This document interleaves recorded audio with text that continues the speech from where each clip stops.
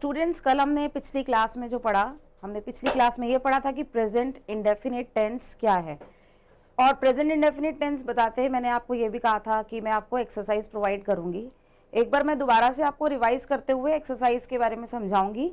जैसे कि present indefinite tense मैंने आपको बताया था कि अगर प्रेजेंट इंडेफिनिट टेंस है तो हमको सिंपल सी बात है, हिंदी में पहचान होती है ता है, ती है, ते है।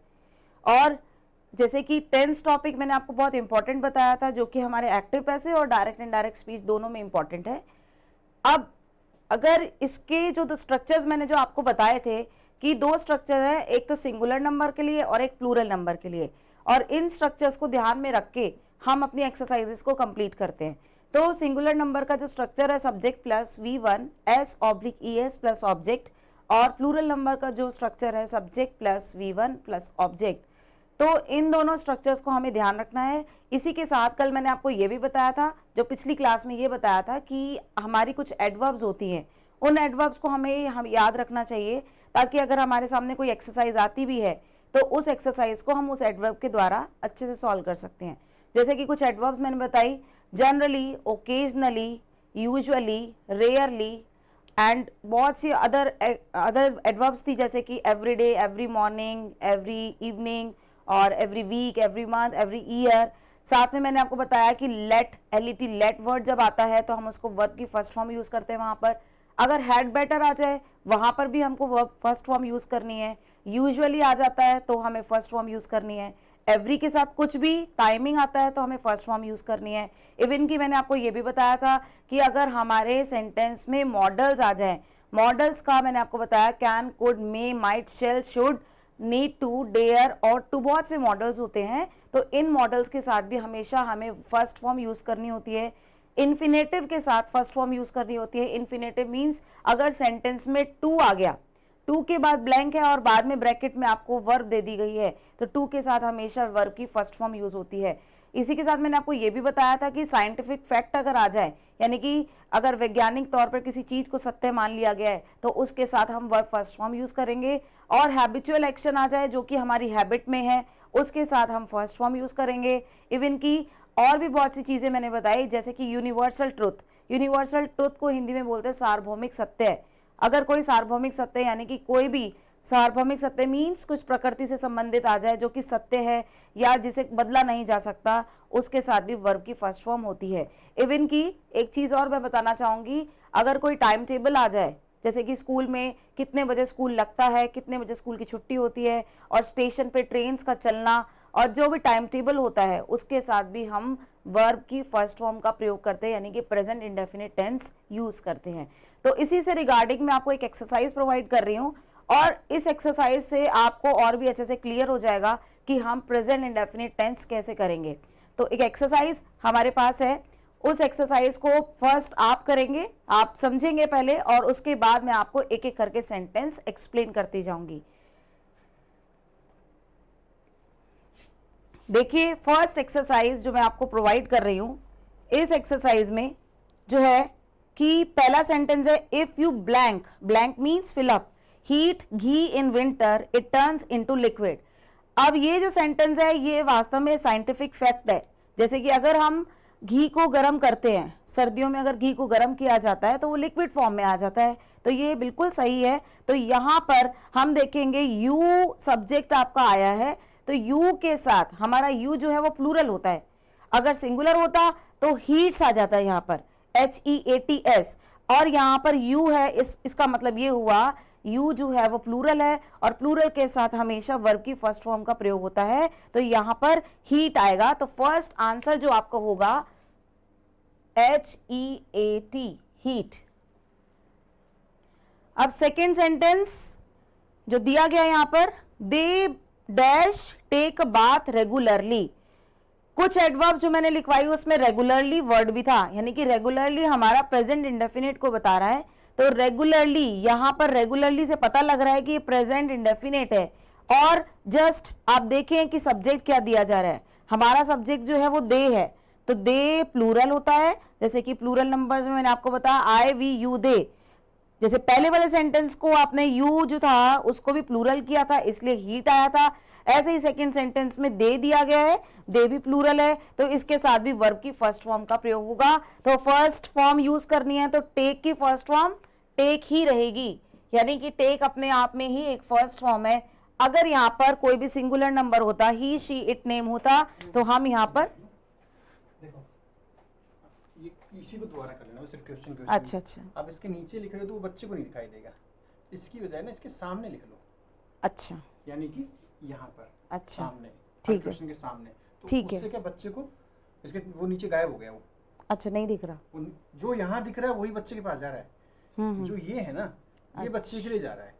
अब इसमें आप जो भी लिखोगे, कहीं भी लिखोगे, अगर आप इसके नीचे चले गए तो आपका फेस कट जाएगा। मतलब मैं उधर आऊं? नहीं, आप उधर ही रहो। हाँ। उधर से इस तरफ इसमें लिखते रहो। अच्छा, यहाँ लिखूं, यहाँ यहाँ, एरिया ठीक है, ठीक है, ठीक। मैंने ये जगह बनाई है अभी। हाँ, समझ गई मैं, ठीक है, ये वाला। हाँ, तो मैं गलत चली गई, ठीक हाँ। है, हाँ, तो इससे इस तरफ उस क्वेश्चन के सामने लिख दो, तो बच्चे ठीक है, इसका आंसर ठीक है, ये होगा, अब इस आगे क्वेश्चन का आंसर ये होगा, हम्म, है ना? तो ये मैं कट करवा दूंगा इसमें से। ठीक है। अब start फर्स्ट करो। सेंटेंस स्टार्ट कर। फर्स्ट से फिर से स्टार्ट करो। हाँ, मैंने आपको एक एक्सरसाइज का कहा था कि हम एक एक्सरसाइज करेंगे जो कि प्रेजेंट इंडेफिनिट से संबंधित होगी। सो उस एक्सरसाइज को करने के लिए आपको मैं कुछ क्वेश्चन दे रही हूँ, इस क्वेश्चन को हम एक एक करके पढ़ेंगे और हम देखेंगे कि कहाँ पर, जैसे कि मैंने आपको कुछ पैटर्न बताए थे, तरीका बताया था कि अगर आपके बोर्ड्स में filling the blanks with appropriate form of the verb आती है तो आप कैसे करेंगे। तो बहुत सिंपल से तरीके हैं, कुछ स्टेप्स मैंने आपको बताए थे। पहला स्टेप आपको देखना है एडवर्ब। हमारे अगर सेंटेंस में एडवर्ब है, वहीं से हमको पता लग जाता है कि वो एक्सरसाइज प्रेजेंट इंडेफिनिट की है या किसी और टेंस की है। दूसरी चीज, हम जब ये एडवर्ब्स देख लेते हैं, दूसरी चीज हमें देखनी होती है कि हमारा सब्जेक्ट क्या है, सब्जेक्ट हमारा सिंगुलर है या प्लूरल है। जब हमको ये पता लग जाता है कि हमारा सब्जेक्ट सिंगुलर है या प्लूरल है, उसके बाद हम देखते हैं कि हमारी वर्ब क्या है। अगर वर्ब आपकी जो भी दी गई है, आपको मैंने बताया था सिंगुलर नंबर के संदर्भ में अगर वर्ब के लास्ट में SH, CH, SSO, XZZ आता है तो वहां पर ES का प्रयोग होता है। लेकिन अगर इनमें से कुछ भी नहीं होता और सब्जेक्ट आपका सिंगुलर है तो वहां पर केवल S का प्रयोग होगा। कल मैंने आपको ये चीजें लिखवाई भी थी। तो अभी जो यहाँ पर मैं आपको एक्सरसाइज दे रही हूँ, इस एक्सरसाइज में पहला सेंटेंस देखते हैं। If you dash heat ghee in winter it turns into liquid. इसका मतलब ये हुआ कि अगर हम घी को सर्दियों में गर्म करते हैं तो वो लिक्विड फॉर्म में आ जाता है। तो यहां पर ये सेंटेंस जो दिया जा रहा है ये साइंटिफिक फैक्ट है, यानी कि किसी भी अगर हम सॉलिड पोजीशन में कोई भी चीज है, अगर उसको हीट करेंगे, जो कि हीट हो सकती है, उसको हीट किया जाएगा तो वो लिक्विड फॉर्म में आ जाएगी। तो सेम यहां पर वही साइंटिफिक फैक्ट दिया गया है। तो यहां पर हम क्या करेंगे, हमने देख लिया कि ये साइंटिफिक फैक्ट है, यानी कि प्रेजेंट इंडेफिनिट है। अब प्रेजेंट इंडेफिनिट है, हमें ये पहचान मिल गई। दूसरी चीज हम देखेंगे कि हमारा सब्जेक्ट क्या है। हमारा सब्जेक्ट यहाँ पर यू दिया जा रहा है, तो यू सब्जेक्ट के अकॉर्डिंग हम अपनी वर्ब को देखेंगे। अब जब हमारा सब्जेक्ट जो है वो हमारा प्लूरल है, मैंने आपको बताया था सब्जेक्ट हमारे सिंगुलर या प्लूरल दोनों में से एक होगा। अगर प्लूरल है तो वर्ब की फर्स्ट फॉर्म ही होगी, वहां पर एस या ईएस का प्रयोग नहीं होगा। तो यहां पर जो फर्स्ट आंसर है आपका, तो यहां पर हीट ही आएगा, इसमें एस या ईएस का प्रयोग नहीं होगा, केवल हीट ही आएगा, क्योंकि यू हमारा प्लूरल है, वर्ब की फर्स्ट फॉर्म का प्रयोग होगा। तो आंसर है हीट, HEAT। दूसरा सेंटेंस देखिए, they dash take a bath regularly. Regularly का मतलब है रोजाना। तो यहां पर रोजाना, रेगुलरली वर्ड जो मैंने आपको एडवर्ब में लिखवाया था प्रेजेंट इंडेफिनिट में, तो सिंपल सी बात है प्रेजेंट इंडेफिनिट की एडवर्ब आ गई। अब दूसरी चीज जो मैंने आपको स्टेप बताया, हमें स्टेप से ही चलना है। सारे सेंटेंस, इवन की चाहे मैं आपको प्रेजेंट करवाऊं, चाहे पास्ट करवाऊं, चाहे फ्यूचर, इस स्टेप को हमेशा ध्यान रखना है। तो आपकी एडवर्ब जो दे रखी है, पहले एडवर्ब देखनी है, रेगुलरली है, ये आपकी प्रेजेंट इंडेफिनिट की एडवर्ब है। उसके बाद हम दूसरी चीज जो देखते हैं, हमारा दूसरा स्टेप आता है हमारा सब्जेक्ट। सब्जेक्ट हमारा दे दिया हुआ है यहाँ पर, तो दे जो है वो भी प्लूरल है। तो सिंपल सी बात है, हमारा स्ट्रक्चर क्या होता है, subject plus V1 plus object. तो हम इसके साथ भी V1 यानी कि वर्ब की फर्स्ट फॉर्म यूज करेंगे। तो दूसरा आंसर हमारा बन जाता है टेक। इसमें एस या ईएस का प्रयोग नहीं होगा। तो पहला आंसर तो हमारा हीट था और दूसरा आंसर टेक हो गया। तीसरा सेंटेंस जो है, third sentence, he blank go to temple very morning.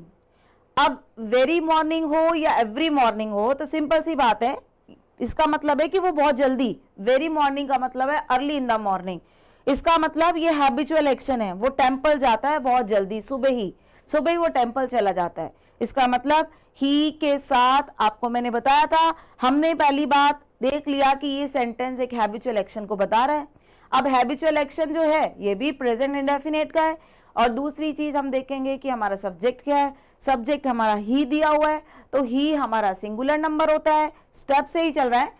Second हम फर्स्ट हमने क्या देखा, हमने कोई एडवर्ब देखी, एडवर्ब्स क्या पता लग रही है यहाँ पर थर्ड सेंटेंस में कि ये हैबिचुअल एक्शन को बता रहा है। दूसरी चीज हमारा सब्जेक्ट है, सब्जेक्ट हमारा ही है और ये सिंगुलर नंबर है, इसलिए सिंगुलर नंबर के साथ subject plus V1 S/ES plus object लगता है। तो सब्जेक्ट प्लस V1 यानी कि गो तो है, प्लस S या ES, और मैंने आपको ये भी बताया था S कहाँ लगेगा और ES कहाँ लगेगा।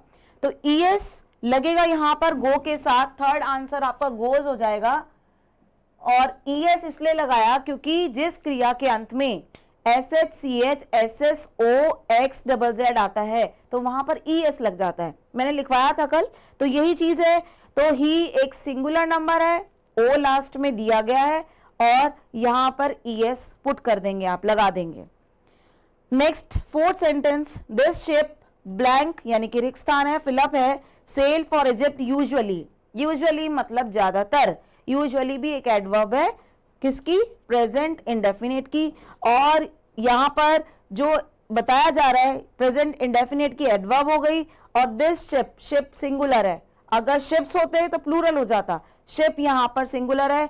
और अगर यहां पे दीज शिप्स होते, दीज मतलब प्लूरल सेंस को बताता है, ये डिमॉन्स्ट्रेटिव एडजेक्टिव्स होते हैं जो मैं आपको आगे बताऊंगी, दिस दैट दीज दोस। लेकिन यहां पर जब दिस आया तो दिस का मतलब यही है कि सिंगुलर नंबर की बात कर रहा है, तो सिंगुलर नंबर है और हमारा यूजुअली प्रेजेंट इंडेफिनिट है।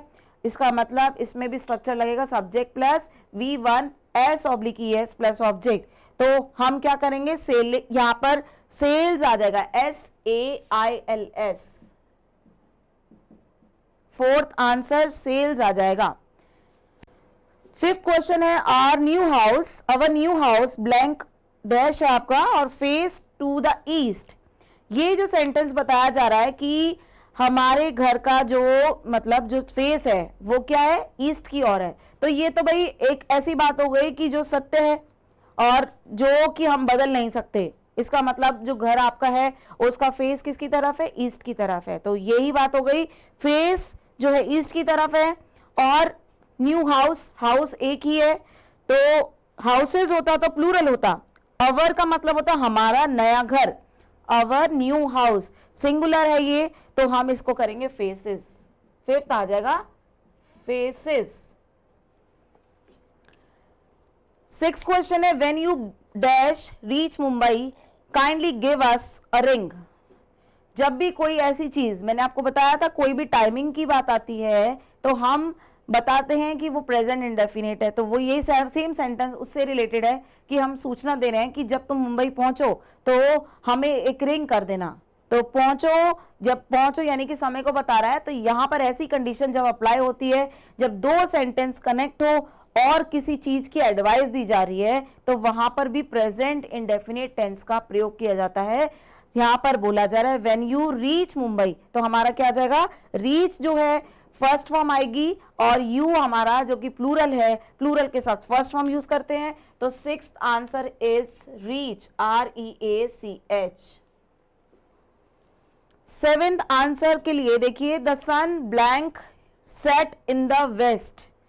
अब ये जो सेंटेंस है ये तो यूनिवर्सल ट्रूथ है कि जो सन जो सेट होता है यानी कि सन का उगना और उसका नीचे जाना, तो उसके लिए बताया जा रहा है द सन सेट्स आ जाएगा क्योंकि ये तो यूनिवर्सल ट्रूथ है ही, साथ में सन जो है वो सिंगुलर नंबर है, तो सन सेट्स आ जाएगा। Seventh answer is sets.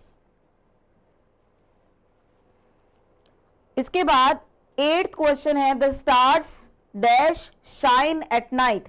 तो इस सेंटेंस में शाइन दिया गया है और स्टार्स है, स्टार्स बहुत सारे होते हैं और सिंपल सी बात है, ये जो यूनिवर्सल ट्रूथ ही है कि तारे जो है वो रात को चमकते हैं, दो स्टार्स प्लूरल है तो यहां पर शाइन आंसर आएगा, SHINE।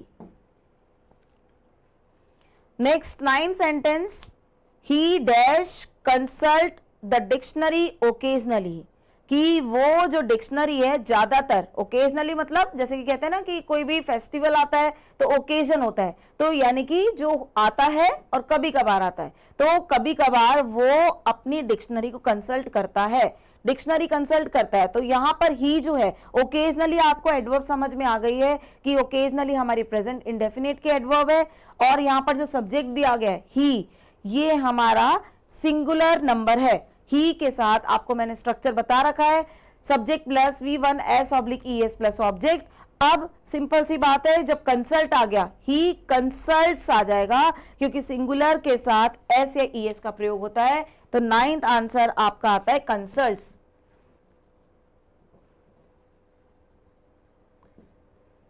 यहां पर एस का प्रयोग इसलिए हुआ कि अगर कंसल्ट है, कंसल्ट ULT है, अगर यहां पे SHCHSSOXZZ होता तो ES का यूज होता, लेकिन यहां पर LT का यूज हो रहा है, इसलिए मैंने S यहां पर लगा दिया है।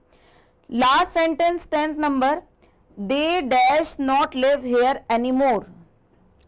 अब जब भी हम नकारात्मक वाक्य की बात करते हैं, यानी कि नेगेटिव सेंटेंस को बता रहा है, क्योंकि नॉट ब्रैकेट में दिया गया है, तो बहुत सिंपल सी चीज है, they dash not live here anymore, तो यानी कि ये किसी चीज बता रहे हैं कि उसको वो चाहता ही नहीं है, वो यहां ज्यादा समय रहना ही नहीं चाहता। तो सिंपल सी बात है, दे आपका आगे है और नेगेटिव सेंस को बता रहा है, दे जो है वो आपका प्लूरल है, तो प्लूरल के साथ नेगेटिव वाक्य में दो चीजें होती है, नेगेटिव में सिंगुलर के साथ तो डज नॉट का प्रयोग करते हैं और प्लूरल के साथ डू नॉट का प्रयोग करते हैं। तो यहां पर दे do not live here anymore, तो 10वां जो सेंटेंस है 10th सेंटेंस के लिए डू नॉट लिव, ये आपका आंसर आ जाएगा। इसके लिए जो हमारे जो सेंटेंस होते हैं, जैसे सिंगुलर नंबर है और प्लूरल, कल भी मैंने आपको बताया कि दोनों में जब नेगेटिव सेंटेंस आते हैं तो हम क्या स्ट्रक्चर यूज करते हैं, subject plus didn't, sorry doesn't, यहां पर तो क्या यूज करेंगे, doesn't plus V1 plus object. सारे स्ट्रक्चर्स याद करने की जरूरत नहीं है, आप केवल प्रेजेंट इंडेफिनेट के सिंपल जो सेंटेंस का जो स्ट्रक्चर होता है वो याद करें, बाकी वाक्य बना के सीखें, जिससे कि आपको बहुत इजी हो जाएगा स्ट्रक्चर्स याद करना भी। और इसमें क्या यूज करते हैं प्लूरल में, सब्जेक्ट प्लस डू नॉट, यानी कि डोंट भी इसको शॉर्ट फॉर्म में लिख सकते हैं, don't plus V1 plus object. तो ये आपका पूरा बताया जा रहा है, इस एक्सरसाइज की मैंने आंसर की आपको लिख के दे दी है, इसको आपको फॉलो करना है। अब इसके साथ ही मैं आपको नेक्स्ट जो टेंस है उसके बारे में डिस्क्राइब करूंगी। नेक्स्ट टेंस जो आपका आता है वो है प्रेजेंट कॉन्टिन्यूअस। प्रेजेंट इंडेफिनेट जो है वो सारा कंप्लीट हो चुका है, लेकिन इसमें मैंने आपको एक चीज ये भी अभी बताई जो कि हमें क्या करना है, डू डज का प्रयोग करना होता है, इसका ध्यान से प्रयोग करेंगे। ऐसे ही अगर कोई प्रश्नवाचक वाक्य आए तो हम डू डज को आगे ले आते हैं, अगर प्रश्नवाचक नकारात्मक वाक्य आता है तो डू डज को आगे लाके फिर सब्जेक्ट लगा के फिर नॉट और सेंटेंस कंप्लीट कर देते हैं। एक सेंटेंस में आपको प्रेजेंट इंडेफिनिट के चारों सेंटेंस से रिलेट करके दे देती हूं, उसके बाद मैं नेक्स्ट टेंस पे पहुंचूंगी। जैसे कि ही lives in Delhi, ऐसे ये तो हमारा क्या हो गया, सिंपल यानी कि अफर्मेटिव सेंटेंस। नेगेटिव के लिए अभी क्या होगा, he does not live in Delhi। Interrogative क्या होगा, does he live in Delhi, question mark. Interrogative negative क्या होगा, does he not live in Delhi. ये तो आपके हो गए सिंगुलर नंबर के। सेम एज अगर मैं कहूं प्लूरल नंबर्स में आपको क्या यूज करना है, तो यहां पर डज नॉट की जगह डू नॉट का प्रयोग कर लेंगे। अगर मैं यहां पर सब्जेक्ट बदल दूं कि दे प्ले क्रिकेट,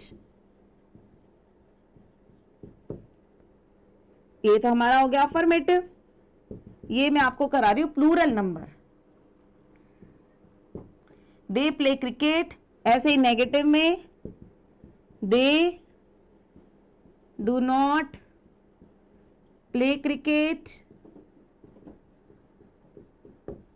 ऐसे ही इंटेरोगेटिव में do they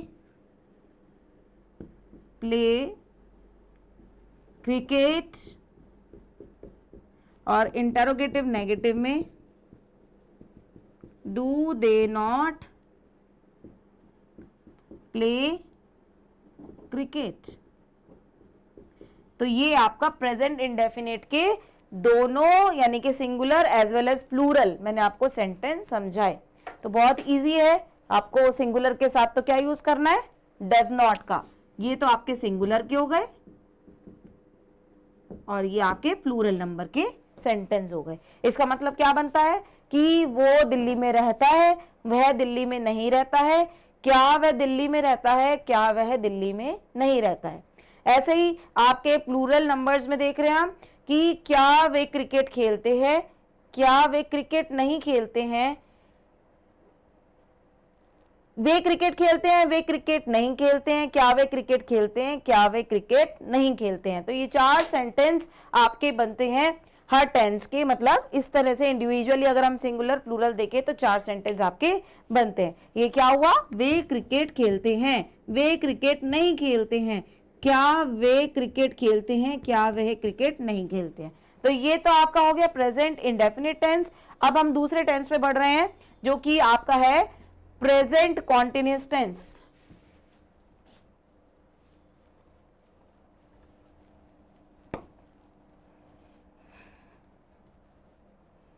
present continuous tense के लिए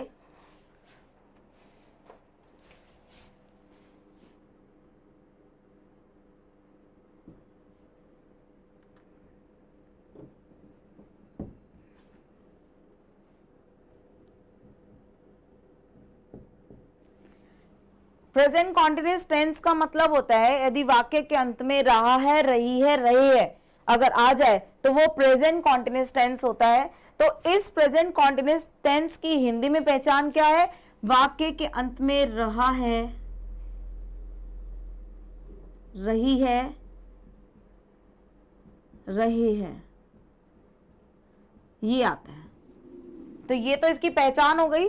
और साथ में अगर इसका स्ट्रक्चर की बात करते हैं तो स्ट्रक्चर हमारा होता है, ये जो फॉर्मूला है इसका, subject plus is am are first form ING plus object.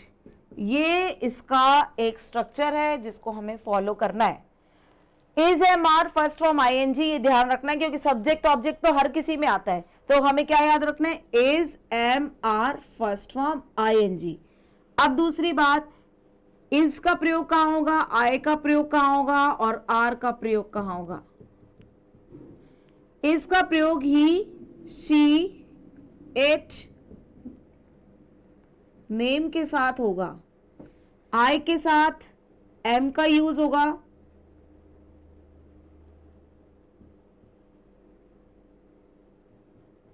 और आर का यूज होगा वी, यू, दे, और जो भी प्लूरल नंबर्स होंगे उनके साथ आर का यूज किया जाएगा। इज का use he, she, it, name या सिंगुलर नंबर के साथ, कोई भी सिंगुलर नंबर आता है इसका यूज करेंगे। एम का यूज केवल आई के साथ किया जाता है और आर का यूज जो होता है वो वी, यू, दे या कोई भी प्लूरल नंबर आता है तो उसके साथ किया जाता है। तो इसके साथ साथ अब हम बात करते हैं कि हमको जब सेंटेंस की बात हुई, सेंटेंस 4 तरह के होते हैं जो मैंने आपको बताए, अफर्मेटिव, दूसरा हमारा आता है नेगेटिव, तीसरा हमारा है इंटेरोगेटिव, और चौथा जो आता है हमारा इंटेरोगेटिव नेगेटिव।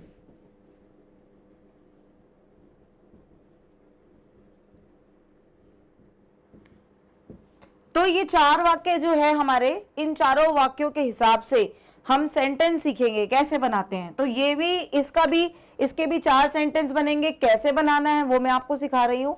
पहली बात, अगर कोई भी एक सेंटेंस लेते हैं कि मेरी मम्मी खाना पका रही है, सिंपल सा सेंटेंस है, my mother is cooking food.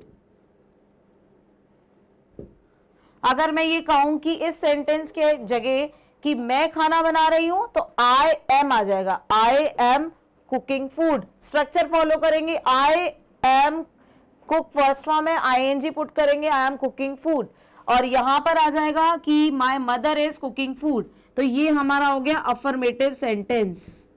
अगर नेगेटिव सेंटेंस की बात करें तो my mother is not cooking food.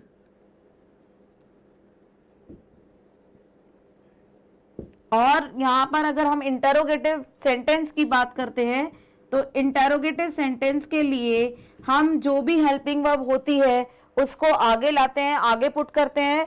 तो इसका हो जाएगा is my mother cooking food, question mark. Interrogative में हमेशा क्वेश्चन मार्क पुट होता है। और ऐसे ही इंटरोगेटिव नेगेटिव के लिए इज माय मदर नॉट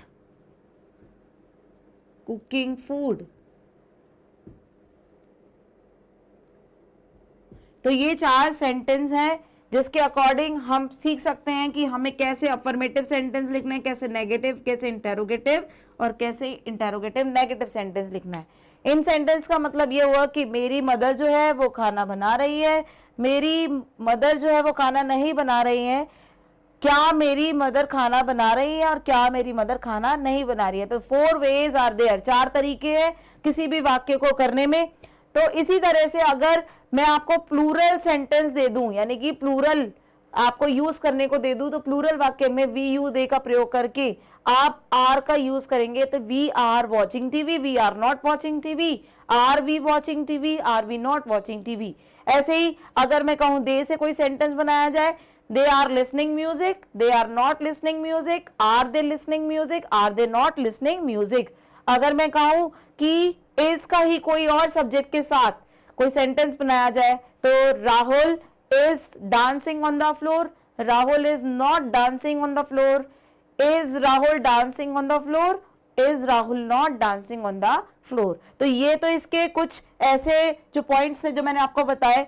और कुछ इंपॉर्टेंट एडवर्ब्स मैं आपको बता देती हूँ, इसकी कुछ एडवर्ब्स जो हमें ध्यान रखनी है। Now, nowadays,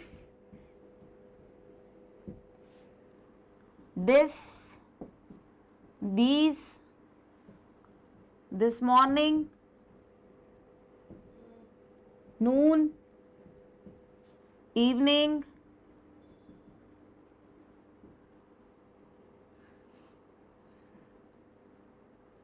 recent, still use करेंगे अब यहां पे।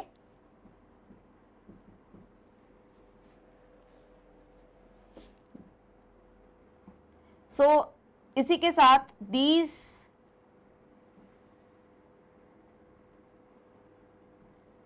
days,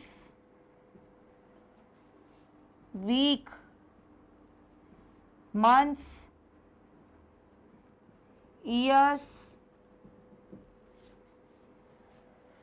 ये कुछ एडवर्ब्स है जिनके अकॉर्डिंग आपको एक्सरसाइज दी जाएगी। और एक्सरसाइज में आपको इन एडवर्ब्स को ध्यान रखकर इसी तरह की जो कंटिन्यूअस एडवर्ब्स होती है, इसी तरह की एडवर्ब्स के अकॉर्डिंग आपको पूरी एक्सरसाइज कंप्लीट करनी होगी। तो ये एडवर्ब्स आपको याद रखनी है। तो ये तो आपका प्रेजेंट कॉन्टिन्यूअस टेंस है। एक बार दोबारा से मैं आपको समझा रही हूँ, रिवाइज कर रही हूँ। प्रेजेंट कॉन्टिन्यूअस टेंस जो होता है, इसका मतलब ये हुआ कि जो कार्य हम अभी कर रहे हैं, यानी कि जो वर्क अभी किया जा रहा है, जिस काम को अभी प्रेजेंटली किया जा रहा है, उसे हम प्रेजेंट कॉन्टिन्यूअस टेंस बोलते हैं। तो प्रेजेंट कॉन्टिन्यूअस टेंस के लिए हिंदी में जो पहचान है वो है रहा है, रही है, रहे है। और इसी के साथ जो स्ट्रक्चर होता है is am are first form ING plus object, ये स्ट्रक्चर है इसका। साथ में इज एम आर का यूज कैसे करना है, इज का प्रयोग जो होता है वो ही शी इट और कोई भी नाम आ जाए उस सिंगुलर नंबर जो होता है उसके साथ इज का प्रयोग करते हैं। एम का प्रयोग केवल आई के साथ होता है, एम का और कहीं भी यूज नहीं होता है, केवल आई के साथ ही एम लगाया जाता है। आर का यूज जो होता है वो प्लूरल नंबर के साथ होता है, प्लूरल नंबर जो है वो आपके हैं वी यू दे। इसी की तरह यहां पर 4 तरह के वाक्य बताए जा रहे हैं, अफर्मेटिव, नेगेटिव, इंटेरोगेटिव और इंटेरोगेटिव नेगेटिव। जो आपको ये जो चीज मैंने अभी बताई है इससे आपको हेल्प ये मिलेगी कि अगर कोई नेगेटिव सेंटेंस आता है, जैसे कि आपको मैंने अभी जो एक्सरसाइज कराई थी उस एक्सरसाइज में मैंने नॉट लिव करके एक सेंटेंस दिया था आपको, तो वो नॉट जो था उसका मतलब ये हुआ कि वो नकारात्मक वाक्य था, यानी कि नेगेटिव सेंस में आपको आंसर देना था, तो आपने दे डू नॉट यूज कर लिया था क्योंकि आपको पता लग गया था कि वहां पर कोई हेल्पिंग वर्ब यूज होगी। जब ऐसे नॉट के साथ कोई वर्ब दी जाती है अगर एक्सरसाइज में, तो हमें डू नॉट या डज नॉट यूज करना था प्रेजेंट इंडेफिनिट में। ऐसे ही आप एडवर्ब देख के उस टेंस को पहचानेंगे कि कौन से टेंस से वो एक्सरसाइज आई है, और उसी के साथ आपको क्या करना है, आप हेल्पिंग वर्ब के साथ आंसर लिखेंगे। जैसे कि मान लो कि माय मदर, मैंने आपको यही सेंटेंस दे दिया और इस सेंटेंस में मैंने दिया आपको माय मदर ब्लैंक करके नॉट कुक, ये मैंने आपको सेंटेंस दे दिया। और अब इस सेंटेंस से अगर आपको ऐसे एक्सरसाइज में आ जाए कि ऐसे एक्सरसाइज अगर आ जाती है और आपको एडवर्ब दिख जाती है कि नाउ, नाउ जो एडवर्ब है प्रेजेंट कंटिन्यूअस की एडवर्ब है, प्रेजेंट कंटिन्यूअस की एडवर्ब तो है, साथ में हमको ये पता लग गया कि ये नॉट का सेंटेंस है। नॉट के सेंटेंस के साथ साथ अब हम देखेंगे कि ये जो सेंटेंस है इसमें सब्जेक्ट जो दिया गया है वो सिंगुलर दिया गया है, तो सिंगुलर सब्जेक्ट के साथ हमें क्या करना है, इज एम आर में से क्या लगाएंगे हम, सिंगुलर के साथ इज का यूज होता है, तो माय मदर इज तो यूज हो जाएगा, लेकिन नॉट का सेंटेंस है तो नॉट लगा के फर्स्ट फॉर्म आईएनजी लगा देंगे, कुक आईएनजी कुकिंग, तो ये आपका करेक्ट आंसर हो जाएगा। तो इस तरह से आपको एक्सरसाइज, इसकी एक्सरसाइज भी मैं कल ही प्रोवाइड करूंगी जिससे कि आपको थोड़ी सी और भी प्रैक्टिस होगी। आप इस टेंस को रिवाइज करेंगे, साथ में अभी मैं आपको दूसरा टेंस इसके अलावा एक नेक्स्ट टेंस और करवा रही हूं, वो है प्रेजेंट परफेक्ट। टेंस कंप्लीट होते ही मैं आपको एक्टिव पैसिव टॉपिक पे लेके चलूंगी जो कि बहुत इजी हो जाएगा। जब अगर टेंस के स्ट्रक्चर्स आपको याद होंगे तो एक्टिव पैसिव भी बहुत जल्दी से कर लेंगे। तो अब करते हैं प्रेजेंट परफेक्ट टेंस।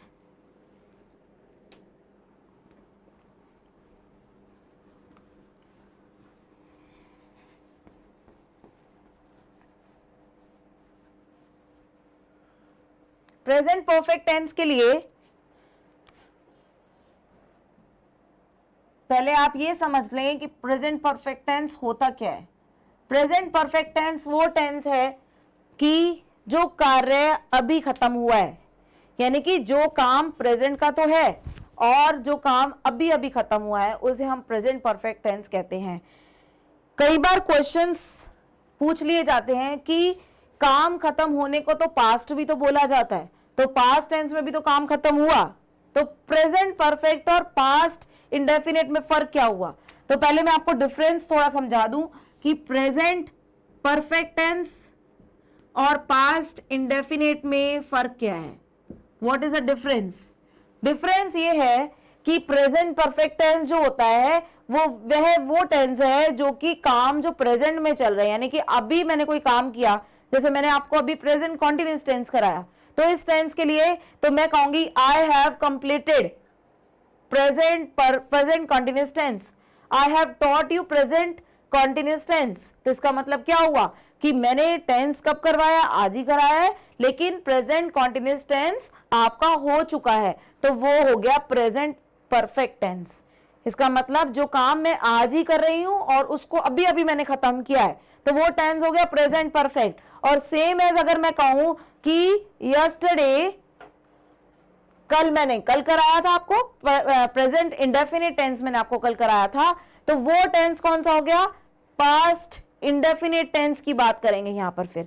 यानी कि वो वाक्य जो मैंने जो सेंटेंस आपसे जो कल मैं प्रेजेंट इंडेफिनिट की बात कर रही थी, तो वो अगर मैं टेंस की बात करूं, प्रेजेंट इंडेफिनिट टेंस जो मैंने आपको कल करवाया, तो इस सिचुएशन को क्या बोलेंगे कि कल हो चुकी है, ये कल की बात है, ये पुरानी बात है। तो जो बहुत टाइम हो जाता है जिस चीज को, जिस अवधि को बहुत टाइम हो जाता है, अवधि लगती है जिसमें, तो वो तो पास्ट में काउंट होती है। और जिस चीज को, जिस काम को प्रेजेंटली खत्म किया जाता है उसे प्रेजेंट परफेक्ट बोला जाता है।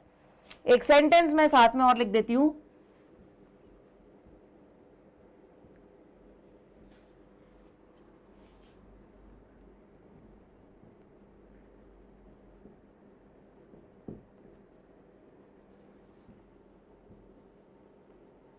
जैसे मैंने ये सेंटेंस लिखा, yesterday I taught you a chapter, और यहां पर लिख रही हूं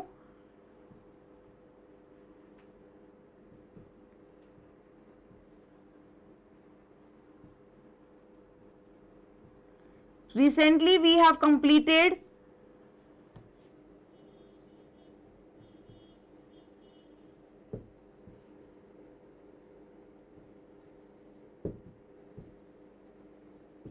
प्रेजेंट कॉन्टिन्यूस टेंस। सो ये जो सेंटेंस मैंने लिखे, ये इससे बहुत इजीली क्लियरली हो जाएगा, आपको क्लियर हो जाएगा कि हमें यहां पर पता लग गया कि प्रेजेंट परफेक्ट टेंस वो टेंस है जो काम अभी खत्म हुआ है, यानी कि रिसेंटली मतलब अभी अभी खत्म हुआ है। और पास्ट इंडेफिनिट का मतलब होता है जो काम कल खत्म हो चुका है। यानी कि यहां पर मैंने आपको एक वाक्य लिख दिया कि yesterday I taught you a chapter या लेसन, कि मैंने आपको कल एक चैप्टर पढ़ाया था। तो ये क्या हो गया, ये पास्ट कल की बात हो गई। तो फर्क यही है, काम दोनों टाइम खत्म हो रहे हैं, दोनों चीजों में खत्म हो रहे हैं, लेकिन समय अवधि जो है वो काफी फर्क आ जाता है। ये काम तो आज का है और ये काम कल का है, तो ये इसमें बेसिक अंतर होता है। तो इसी की तरह अब हम बात करते हैं कि प्रेजेंट परफेक्ट टेंस की हिंदी में पहचान जो मैंने आपको बताई थी, कोई काम जो अभी खत्म हुआ, यानी कि मैं अभी बाजार गया, मैंने अभी किताब लिखी, मैंने अभी चिड़िया को देखा। तो इस सच टाइप ऑफ सेंटेंसेस, इस तरह के सेंटेंस आए कि वह अपना काम कर चुका है, वह अभी दिल्ली से आ चुका है। तो ये सेंटेंस क्या है, प्रेजेंट परफेक्ट है। और हिंदी में पहचान क्या होती है, चुका है।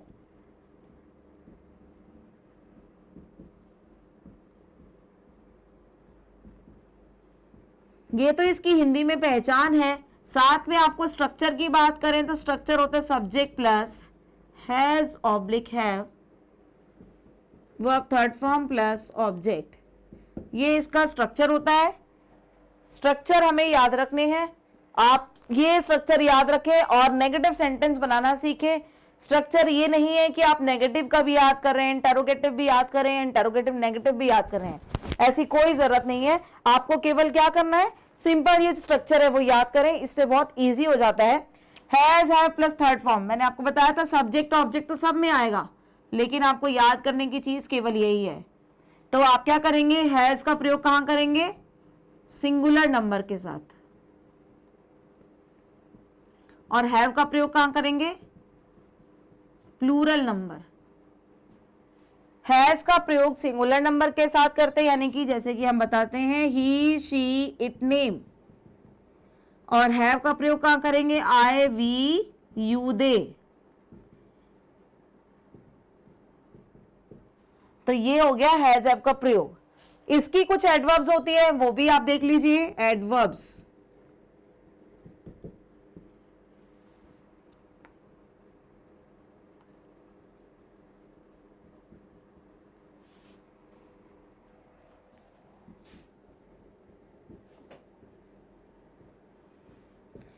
recently, even, just, before,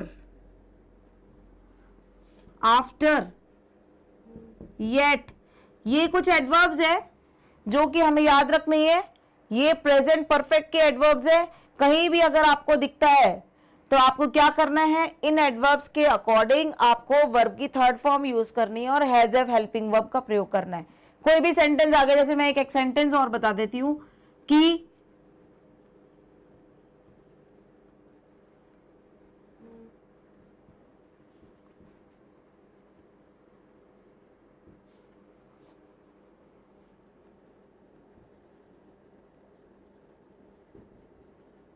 ये सेंटेंस है he dash go there recently. इस तरह का वाक्य अगर आ जाता तो रिसेंटली हमारी, मैंने आपको बता रखे स्टेप्स। पहला स्टेप हम देखेंगे कि एडवर्ब कौन सी है। एडवर्ब्स हमें पता लग गया कि ये एडवर्ब हमारी प्रेजेंट परफेक्ट की है, तो प्रेजेंट परफेक्ट टेंस है। तो प्रेजेंट परफेक्ट टेंस के साथ अब हम देखेंगे कि हमारा सब्जेक्ट क्या है। हमारा सब्जेक्ट जो है वो सिंगुलर है। अब सिंगुलर है तो सिंगुलर के साथ जो स्ट्रक्चर है subject plus has, have plus verb third form plus object, ये हमारा स्ट्रक्चर है।